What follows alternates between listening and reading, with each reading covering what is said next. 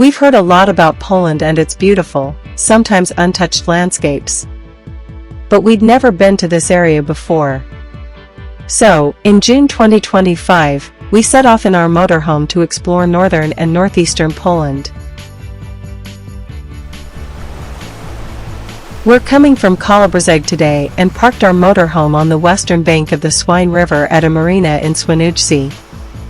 The large ferries to Scandinavia also depart from here. We're already on the island of Usedom, a larger part of which lies in Germany.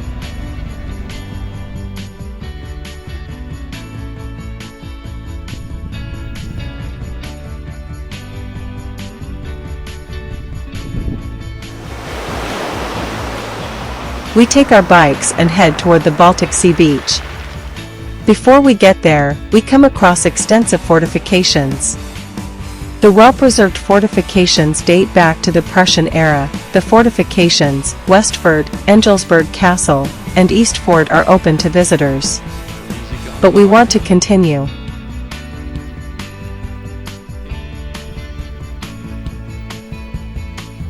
Unfortunately, the path to the mouth of the Swine ends after just another 300 meters at the observation tower.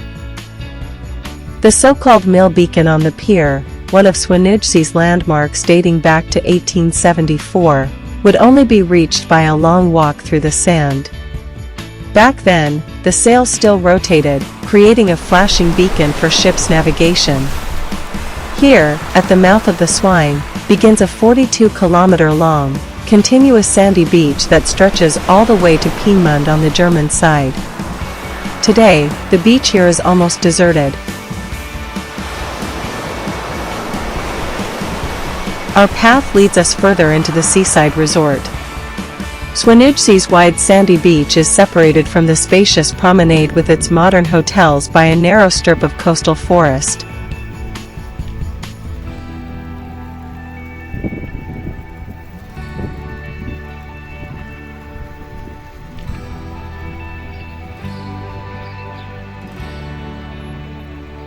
In summer, numerous beach bars, cafes, restaurants, and fashion stores attract numerous guests to stroll and linger. Since the weather isn't conducive to swimming on the beach, many people mill around here. See and be seen, that's the motto here.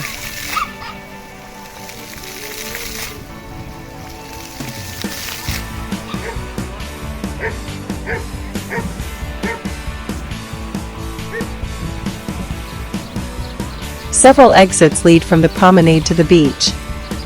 People gaze out at the stormy sea. Few tourists will be using the beach chairs today. A toilet block with a ghost sign invites a smile.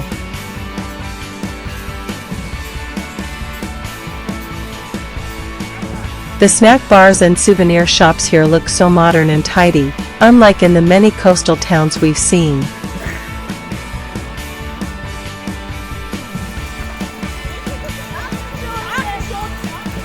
We continue along the promenade, which now also connects the German seaside resorts of Albach, Heringsdorf, and Bansin, a total of 12 kilometers long, making it the longest promenade in Europe.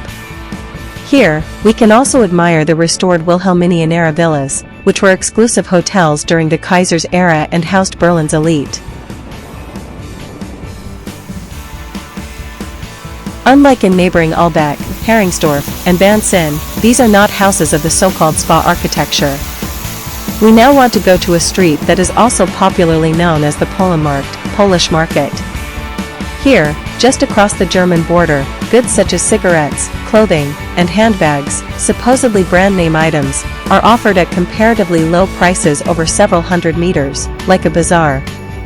However, we didn't come here to shop, but to refresh past memories.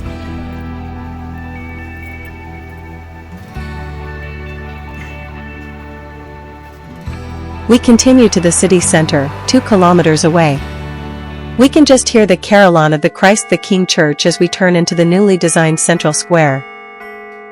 The historic town hall, dating from 1805, is also located here.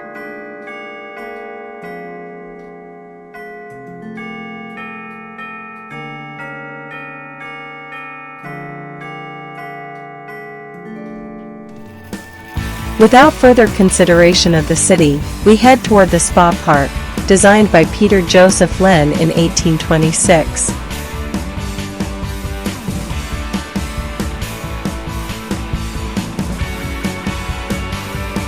From the structured park with fountains and several sculptures, the path leads through a so-called adventure forest back to the marina and camper van.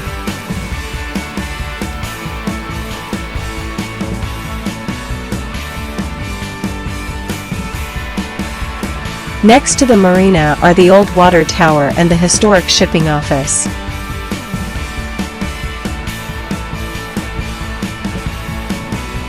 Tomorrow we will drive the few kilometers across the German border to spend 2 more days on Usedom.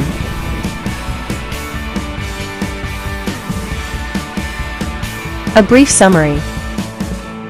Swinoujście can certainly compare with the German seaside resorts on the island of Usedom.